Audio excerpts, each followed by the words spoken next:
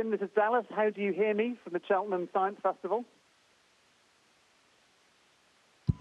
Hello to Dallas and hello to everybody at the Cheltenham Science Festival. It's great to be talking to you this afternoon. I hear you loud and clear. Way, nice round of applause. Oh, no. Tim, we just lost you momentarily, but you're back now. Thank you so much from the Times Cheltenham Science Festival. We are here in the Space Dome, and we're very, very excited to be talking to you now. We've got a big group of kids from the Cirencester Kings Hill School and some journalists. How are you? How are you feeling? Are you looking forward to coming home, first of all? Yes, I'm doing great, thanks. It's been a fantastic 6 months up here, really remarkable, incredible experience. And yes, of course, I'm looking forward to coming home, looking forward to seeing my friends and my family, but I am going to miss this place.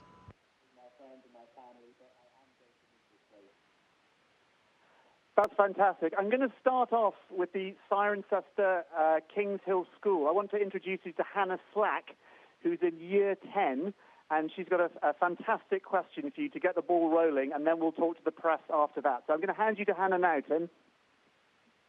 Hi, my question is, do you think it will be hard to adapt to life back on Earth after being in space for so long?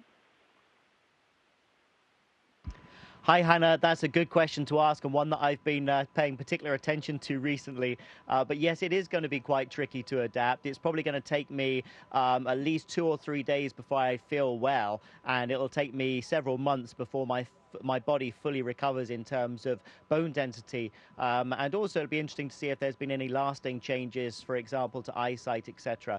But generally speaking, after about 2 or 3 days, I should be fairly comfortable back on Earth.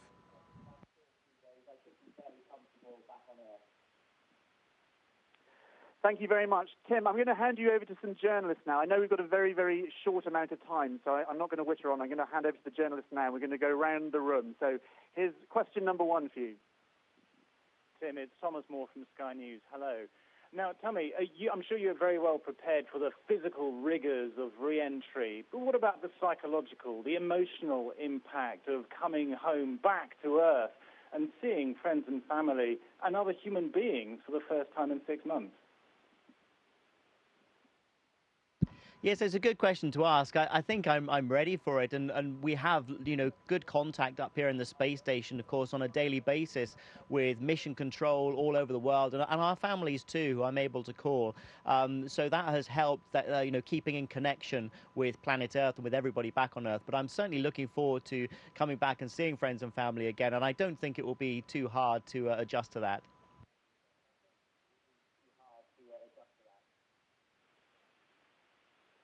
Hi, Tim. This is Tom Whipple from The Times.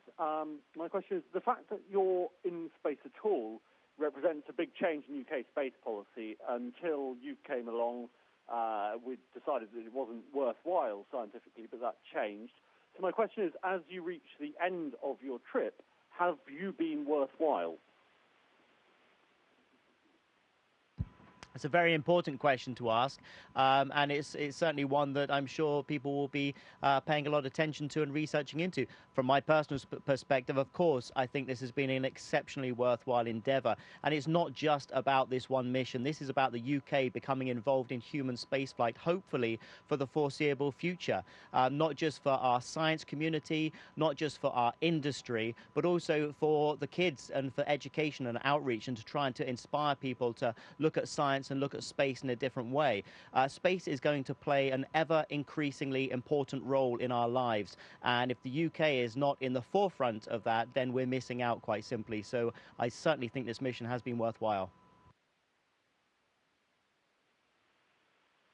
Hi Tim, it's Storm Mackey from BBC Radio 5 Live. We've been asking 5 Live listeners today whether or not they had questions for you. We had lots of interesting ones, lots of which you probably wouldn't want to have heard. Here's one from 5 Live listener Adam in Leon C, and he asks, what have you learned about Earth in the time that you've been off it? Well, I've learned so much about Earth just in terms of being able to see it changing over 6 months, and really most of it is about how beautiful the planet is, how thin and fragile the atmosphere is, how remarkable the weather systems are that globally affect the planet. The aurora, certainly during the winter, the aurora was absolutely magnificent. And even now going into summer, we have little surprises like noctilucent clouds coming up in June. So honestly, every time I go to the cupola window and look outside, I can normally find something new that I haven't seen before, and that has been what's been most remarkable about the planet. Hi Tim, Ken Goodwin from ITV West Country. We've got lots of young people here. What do you think has been the result of your trip on the young people that you've engaged with on social media and that you've managed to talk to and answer questions for? Well, you know, part of this mission before I launched was to try and engage with as many people as possible and to try and share the experience as much as possible. It's already been mentioned that it's been, you know, a long time since the UK actually enjoyed having a British astronaut, Helen Sharman, 25 years ago, and so these opportunities don't come around very often, and it's important that we make the most of them. And part of that is to reach out to our young generation and try and let them share the mission, to try and get them excited about science and excited about space. And I've had such a brilliant support team on the ground who've run the educational outreach program, and we've had so many competitions in a vast array of different spheres, from things like rocket seeds to space dinners to the AstroPi computer, fit and healthy exercise like Mission X and Space to Earth. The list just goes on, and I think we've reached over 1 million children across the UK, which is truly remarkable. And so I hope that certainly will help to have an impact in inspiring our future scientists and engineers.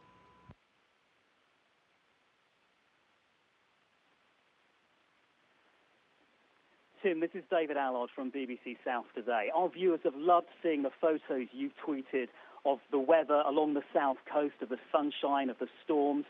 But what do you miss most about the weather on Earth? You know, this is going to sound truly remarkable, but I most miss the rain. And I think perhaps that's because I haven't had a shower for 6 months. But the feeling of nice cold drizzle on my face right now actually sounds blissful, which most people in the UK would probably find quite remarkable.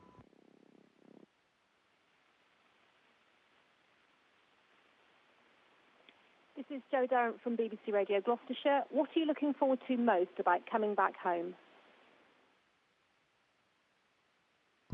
Well, it stands with that reason that the thing I'm looking forward to most is seeing my family again. But apart from that, I think it's just enjoying planet Earth in terms of the outdoors. I love the outdoors. I'm cycling, hiking, climbing, camping at any opportunity I can get. And having lived now in this space station, which is an incredible place to live, it's truly, you know, groundbreaking up here of what we're doing. But having spent 6 months up here, I'm really looking forward to some fresh air and just getting outdoors and enjoying planet Earth.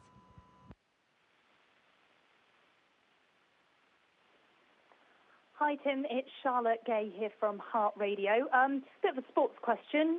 What do you reckon of England winning Euro 2016? And if not England, who do you think will win? Well, I'm rooting for England, of course, for Euro 2016. So I'm gonna stick with that answer, and of course I look forward to watching it when I get back.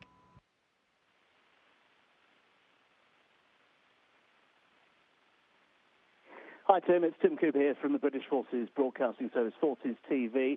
You've been in space. What are you planning to do now? Are you thinking of reinvigorating your reserve career with the British Army Reserves? And do you hope to inspire other soldiers, sailors and airmen to ditch their uniforms and don the spacesuit? Well, no, of course, I'm a full-time employee of the European Space Agency, and that's exactly what I'll go back and do is to continue to represent the UK as a British astronaut within ESA. And there's an awful lot going on back at the European Space Agency at the moment. Just my class of shenanigans, the class of 2009, already Alex Gerst has been reassigned to a mission in 2019. He'll be back on the space station for the second time. The space station has a life out to 2024, maybe even a bit beyond that, and we're already very actively looking at future missions to the moon, a stepping stone onto Mars. And so there's an awful lot of work to be done back in the European Space Agency. And sorry, I missed the second part of your question there about forces.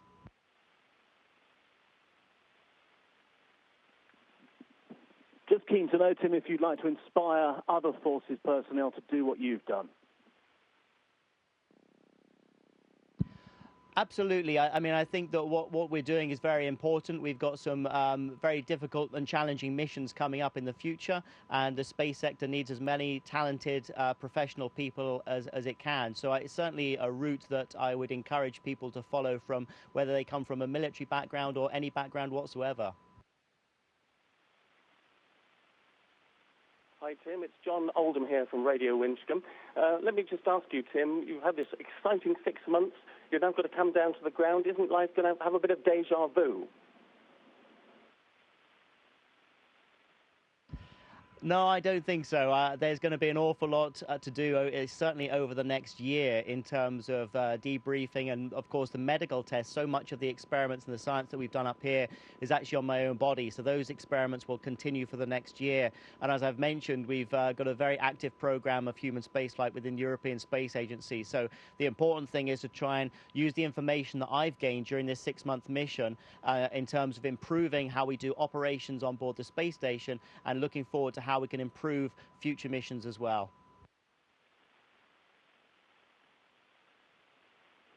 Tim, hi, it's Dallas again. I just have a quick question. I was there for your launch way back in December, and time has gone extremely quickly. I still have a bag of laundry, which I haven't unpacked, from Baikonur. And when I realized that you were coming back, I'm like, it can't be 6 months already. Has time flown for you, too? You know, yes, time is a funny thing, and it has gone very quickly. But then again, sometimes when I think back to, for example, when Tim Copra and Scott Kelly did that first spacewalk, and that was only 6 days into the mission, that does seem like a long time ago. When I think I celebrated Christmas and New Year up here on board the space station, again, it feels like a long time. And I've just been fortunate, really, that we've had so many exciting and interesting events during this 6-month mission, and they've been nicely paced out. So throughout the mission, there's always been something really good to look forward to. And that's really life on board the space station. It's an incredibly exciting place to work. Talking of Christmas, this is Dallas still here. I have a Christmas question for you from somebody from the school. If you just want to introduce yourself and say your question to Tim. Hi, this is Maisie, and I'd like to know, what did you get for Christmas? Hi, Maisie. Well, I think the greatest present I got for Christmas was finding out that I was going to do a spacewalk, and really, I don't think you can top that. But my next big present this year, of course, is going to be hopefully getting back safely a week on Saturday and seeing my family again.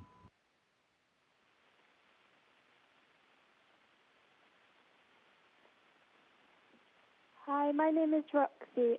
What advice would you give to someone like me to become an astronomer? I'm sorry, I didn't quite get that question. I understood it was something to do with becoming an astronomer.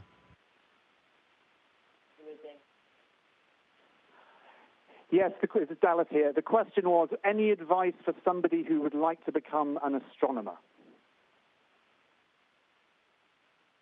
Well, do you know, I mean, you've obviously got an interest in astronomy, and the first thing is just to do what I'm sure you're doing and enjoying as a hobby, looking up at the stars, trying to find great places to go and view the stars where there isn't too much light pollution, and just recording and documenting what you're doing, enjoying that. And if you're passionate about things, you'll tend to be very good at them.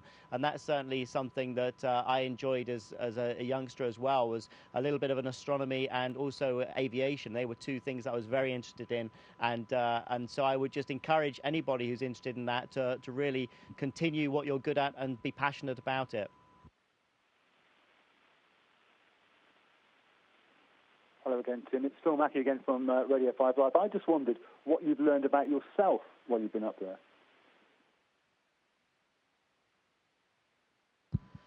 That's a good question. I haven't really reflected on that too much, and I don't really think that I have probably learnt an awful lot about myself that stands out. Maybe when I come back down and I'll reflect on this mission, I'll have time to think about everything that's gone on.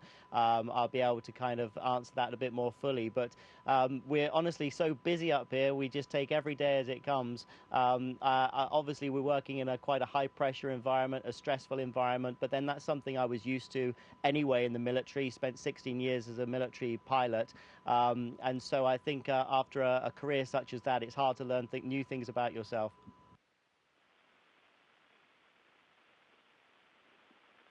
Hi Tim, this is Tom Whipple from the Times again. What are your views on Brexit?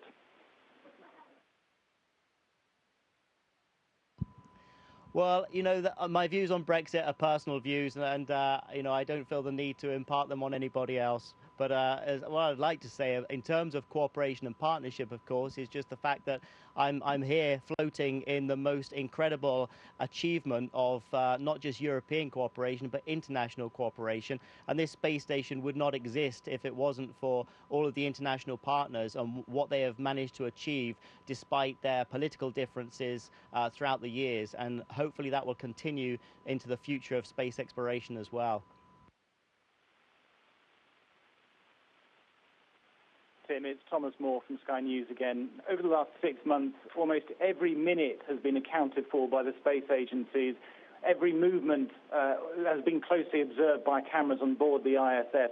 How much are you looking forward to a bit of peace and quiet? It must have felt like you're living in a Big Brother house.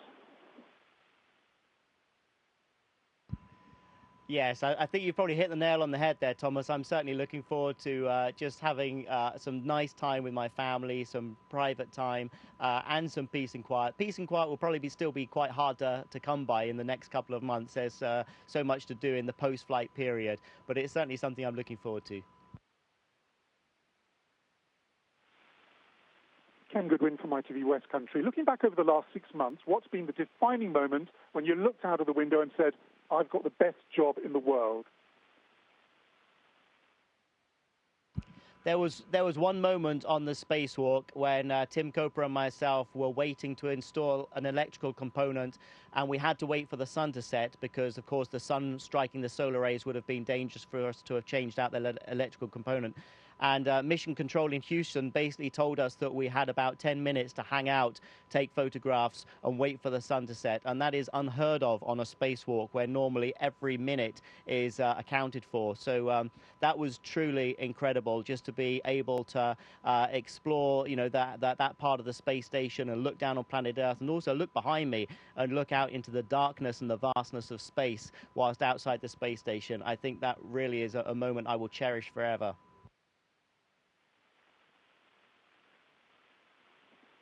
Hi, my name's John, and I'd like to know, how do you keep fit in space? Hi, John. Yeah, it's really important to keep fit, and we have three main devices. One's a bike machine, one's a running machine, and one's a weightlifting machine that uses vacuum cylinders instead of weights. And between those three devices, we try and keep our cardiovascular system as healthy as possible, and we also try and reduce the bone density loss and the muscle mass loss. So we work out probably up to about 1.5 hours to 2 hours every day to try and stop the negative effects of living in microgravity.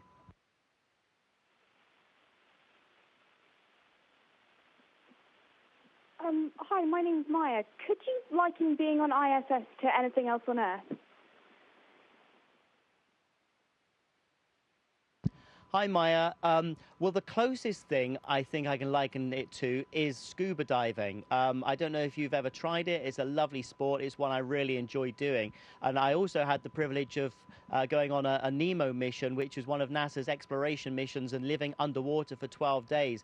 And that's as similar an experience as living on board the International Space Station that I can think of. Actually, when you're scuba diving in water, it feels similar to being in microgravity as well, which is why we use underwater swimming pools on Earth in order to train for spacewalking.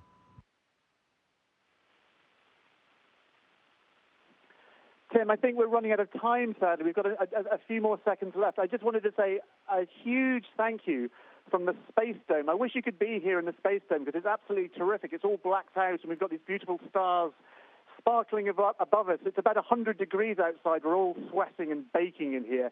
But hopefully next year you might be able to come here in person. That would be lovely to actually to get you here and talk to you live. If you think you've been busy for the last 6 months, just wait till you get back to Earth, because I know there's a lot of people who want to talk to you. But on behalf of everyone here at the Times Cheltenham Science Festival, I just want to say a huge, huge thank you. And maybe a round of applause for Tim, please.